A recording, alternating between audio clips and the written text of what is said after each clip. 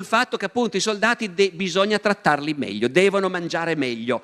Prima di Caporetto mangiavano da cani e nella ritirata hanno scoperto che era pieno di depositi strapieni di ogni ben di Dio e hanno dovuto dare fuoco a tutto per non lasciarlo al nemico. Non deve più succedere, la roba buona deve arrivare in trincea, nelle gamelle dei soldati. E poi mandarli in licenza.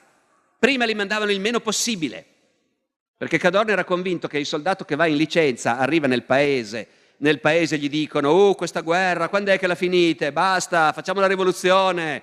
E il soldato torna al fronte e non ha più voglia di combattere. Questo era il chiodo fisso di Cadorna. Quindi in licenza non li mandiamo.